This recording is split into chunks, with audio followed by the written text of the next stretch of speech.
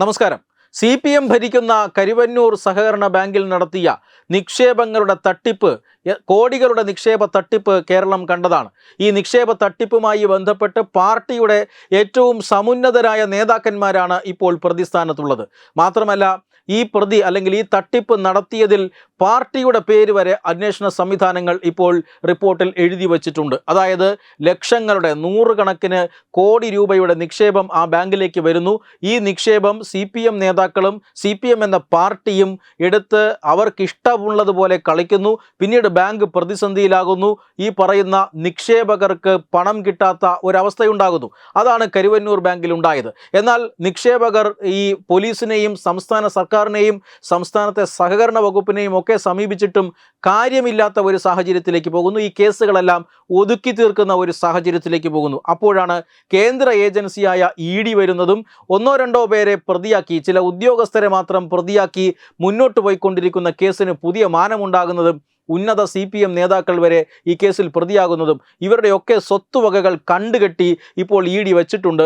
ഈ സ്വത്തുവകകൾ വിറ്റ് നിക്ഷേപകർക്ക് ഏത് നിമിഷം വേണമെങ്കിലും അവരുടെ പണം തിരികെ കൊടുക്കാം എന്നുള്ള ഒരു നിലയിലും ഇപ്പോൾ ആയിട്ടുണ്ട്. ഈ കണ്ടുകെട്ടിയ സ്വത്തുവകകൾ വിറ്റാൽ നിക്ഷേപകരിൽ നല്ലൊരു വിഭാഗം ആളുകൾക്ക് അവരുടെ നിക്ഷേപം തിരികെ കൊടുക്കാനുള്ള എല്ലാ സംവിധാനവും ഇപ്പോഴുണ്ട്. ആ രീതിയിലേക്ക് ഇപ്പോൾ കരുവന്നൂരിൽ EDയുടെ ഇടപെടൽ എത്തിയിട്ടുണ്ട് എന്നുള്ളതാണ്. ഇത്രയും പറഞ്ഞതിന് കാരണം, കഴിഞ്ഞ ദിവസം നേമം സഹകരണ ബാങ്കുമായി ബന്ധപ്പെട്ട ഒരു വാർത്ത നമ്മൾ സംപ്രേഷണം ചെയ്തിരുന്നു. ആ വാർത്തയിൽ ധാരാളം കമന്റുകൾ ഉണ്ടായിരുന്നു. അതിൽ ചില കമന്റുകൾ എന്തായി കരുവന്നൂരിൽ ED വന്നിട്ട്, എന്തായി കണ്ടളയിൽ ED വന്നിട്ട് എന്നൊക്കെയായിരുന്നു. തീർച്ചയായും ഇതാണ് ആയിട്ടുള്ളത്. കണ്ടളയിൽ ഇതുമായി ബന്ധപ്പെട്ട് കണ്ടുകെട്ടിയ സ്വത്തുവകകൾ ബാങ്ക് ആവശ്യപ്പെട്ടിട്ടുണ്ട്. ആ സ്വത്തുവകകൾ ഇപ്പോൾ തന്നെ അത് റിയലൈസ് ചെയ്ത് നിക്ഷേപകരിൽ ഒരു വിഭാഗത്തിന് പണം തിരികെ കൊടുക്കാനുള്ള എല്ലാ നടപടികളും അവിടെ പൂർത്തീകരിച്ചിട്ടുണ്ട്.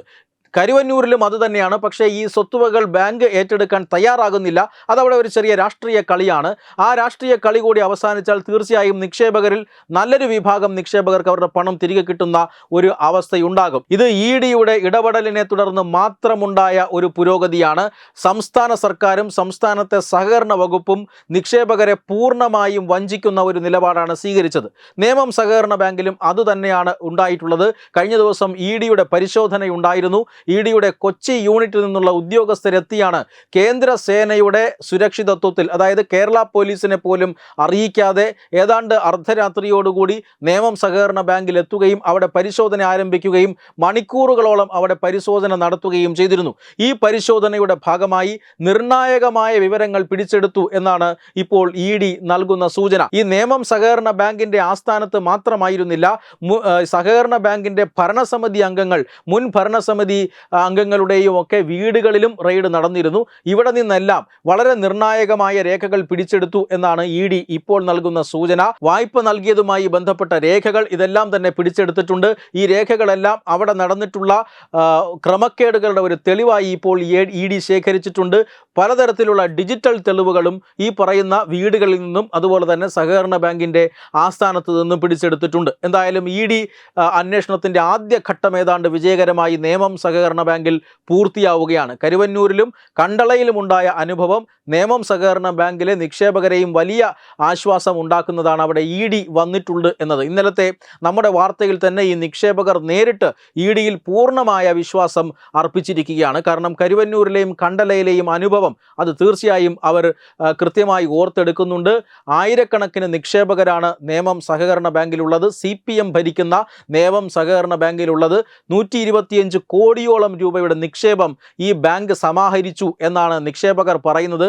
ഇതെങ്ങനെ സമാഹരിച്ചും എന്നവർ പറയുന്നുണ്ട്. കാരണം ആ ഭാഗത്തു കൂടിയാണ് കരമന കളീക്കവിള ദേശീയപാത കടന്നു പോകുന്നത്.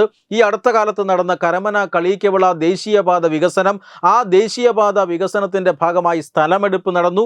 ഈ സ്ഥലമെടുപ്പിൽ നിന്നും ലഭിച്ച തുകകൾ, അതായത് ഈ സ്ഥലം ആരുടെയൊക്കെ ആണോ ഏറ്റെടുത്തത് അവർക്ക് കേന്ദ്ര സർക്കാർ അതിൻ്റെ നഷ്ടപരിഹാരം നൽകുന്നുണ്ട്.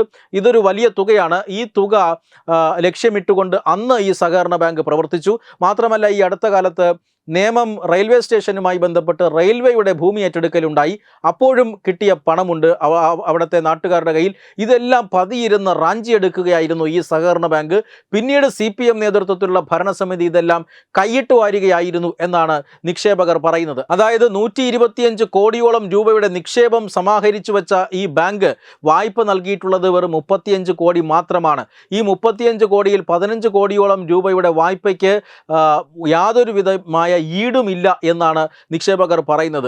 ഇങ്ങനെ 125 കോടിയിൽ 35 കോടി രൂപ മാത്രം വായ്പ നൽകിയ ബാങ്ക് എങ്ങനെ പ്രതിസന്ധിയിലായി എന്ന ചോദ്യമാണ് ഇപ്പോൾ നിക്ഷേപകർ ഉന്നയിക്കുന്നത്. തീർച്ചയായും ഉന്നതരായ CPM നേതാക്കൾ, ഈ ബാങ്കിന്റെ ഭരണസമിതിയിൽ ഉണ്ടായിരുന്ന ഉന്നതരായ CPM നേതാക്കൾ ഈ തുക, കോടിക്കണക്കിന് തുക വെട്ടിച്ചു എന്നാണ് ഇപ്പോൾ ഈ നിക്ഷേപകർ അവകാശപ്പെടുന്നത്. അതുകൊണ്ട് തന്നെ അവർ EDയുടെ അന്വേഷണത്തെ വളരെയധികം പ്രതീക്ഷയോടുകൂടിയാണ് കാണുന്നത്. ഈ അന്വേഷണം അല്ലെങ്കിൽ ഈ പ്രതീക്ഷ നിലനിർത്തുന്ന രീതിയിലാണ് ഇപ്പോൾ EDയും നൽകുന്ന സൂചന.